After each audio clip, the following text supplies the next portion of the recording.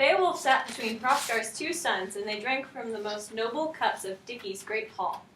Beowulf was brought a rad new guitar and the world's most beautiful necklace that was passed down through a plethora of generations. Well, thou spoke. Wear these glamorous jewels, dear Beowulf. Enjoy them and everything we've given you, and tutor my sons in the practice of geometry. I will remember your kindness and your good looks. Trust all of our people, for they would die for you. Never defy me. Wealhtheow returned to her seat and ate a Rice Krispie treat. As the sun sank below the horizon, Hrothgar went to bed and left his soldiers to do the same. The great hall held many sleeping men that night. The men slept peacefully in their snowman bedsheets, ready for whatever may come in the night.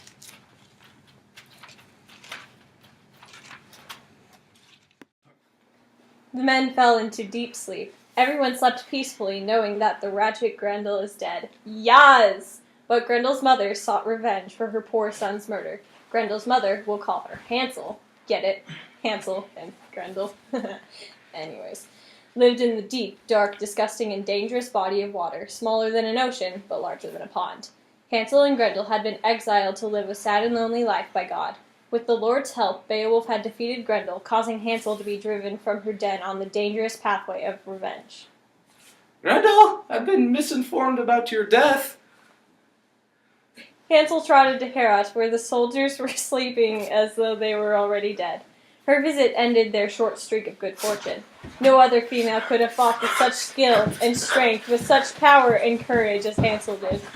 The men awoke to a scene of terror, and, try as they might, they could not stop her from taking back her son's claws and killing Hrothgar's closest friend, Escher. Beowulf and the Geats, having slept in a separate place, were unknowing of the tragedies that occurred at the great hall of Heorot. They were summoned and brought to Hrothgar, where they learned of Hansel's deeds.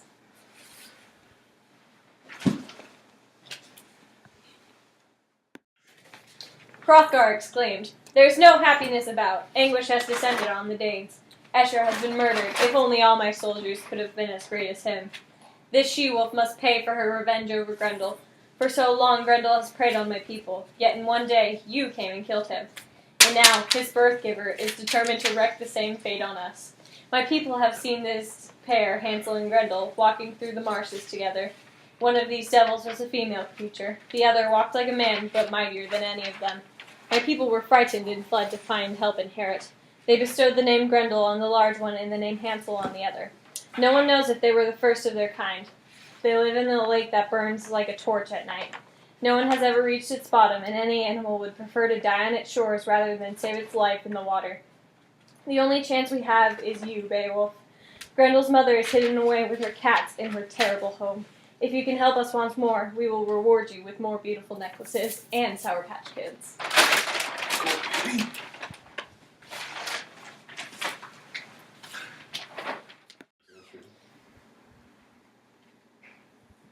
Beowulf spoke. "Stop your whining. It is more important to prolong the cycle of killing than mourn our dead friends.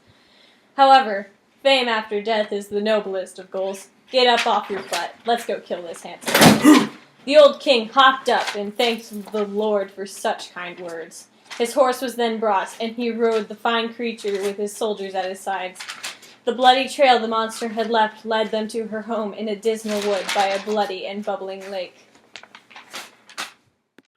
Above the water, they saw Escher's head in a Lord of the Flies-esque manner.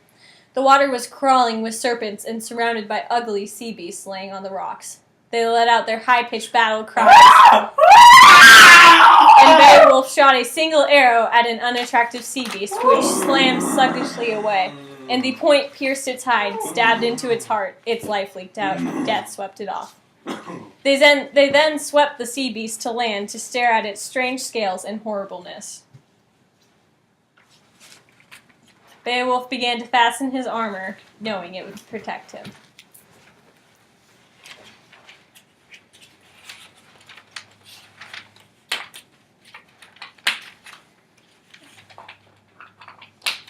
Hrothgar's helmet would defend him.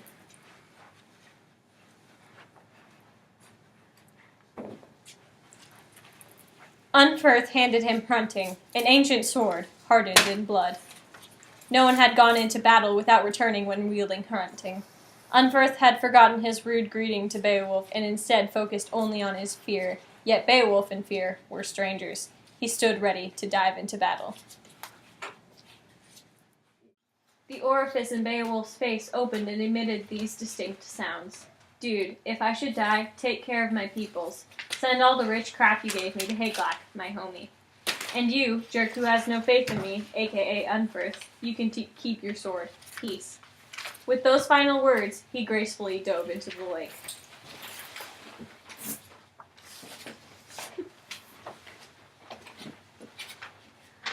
The bloody waters seemed to swallow him whole. For hours he swam through the murky waters until he saw the greedy she-wolf. She had ruled those waters for 50 years and welcomed the new explorer in his claws. In vain, she tried to work through his tight chainmail shirt. Oh, he's too slow.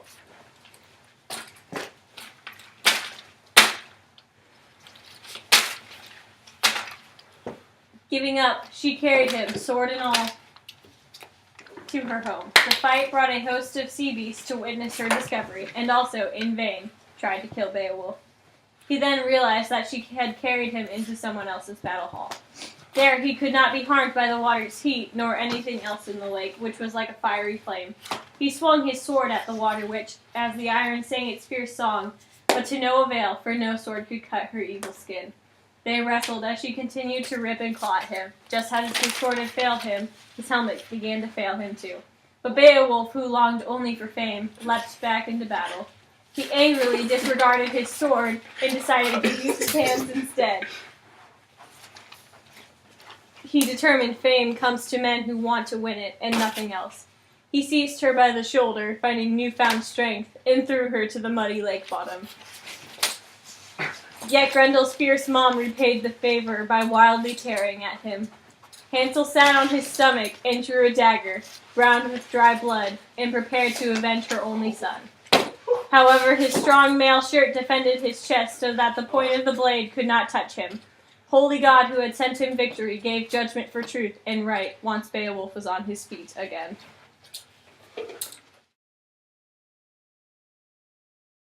Are you trying to look like... We had an oopsie. We're filming, great. You're supposed to have a way better reaction to that falling.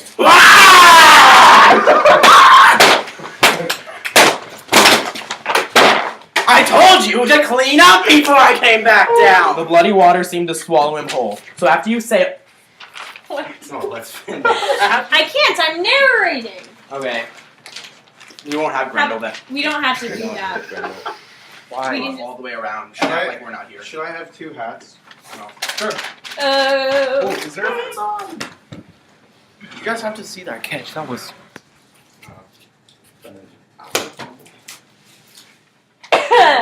Casual. This is awkward. So. Okay.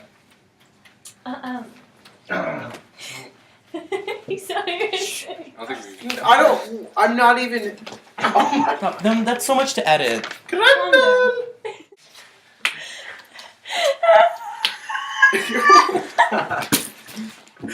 Lay down. No. Oh, Daisy's so obedient!